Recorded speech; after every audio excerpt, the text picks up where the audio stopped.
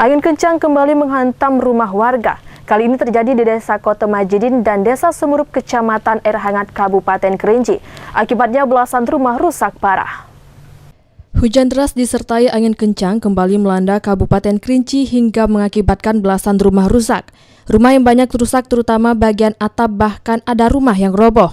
Atas musibah ini sempat membuat warga Desa Koto Majidin dan Desa Semurup, Kecamatan Air Hangat panik dan berhamburan keluar rumah untuk menyelamatkan diri. Seperti pengakuan Lili Suryani, warga Desa Mujahidin, kejadian berawal dari hujan lebat yang disertai angin kencang dan petir. Dirinya sempat panik karena mendengar teriakan dari warga supaya keluar rumah untuk menyelamatkan diri. Hujan lebat, kami lagi masak. Terdengar ada petir, bunyi petir, lagi kami keluar, warga bilang keluar,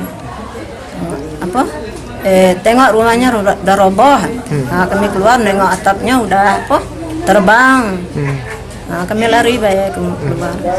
Sementara Kepala Desa Koto Majidin Ilir Guspendi mengatakan, saat ini pihaknya sedang mendata rumah warga yang rusak. Aparat desa sedang melakukan pendataan jumlah rumah yang rusak berat dan ringan untuk dilaporkan ke Dinas Sosial.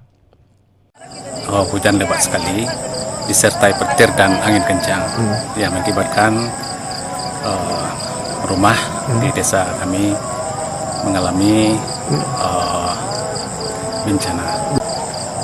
Untuk sementara kami masih mendata untuk rumah, mungkin ada atapnya yang roboh yang dibawa terbang angin.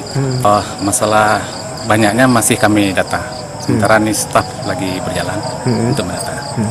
Sebelumnya belum pernah terjadi. Mungkin ini yang kali pertama, Pak, yang terjadi di desa kami.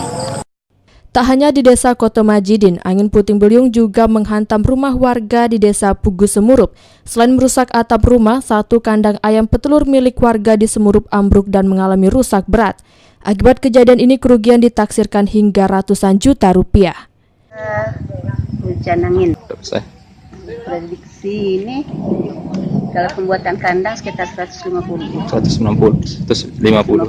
Pembuatan kandang. Fendri, JEK TV melaporkan.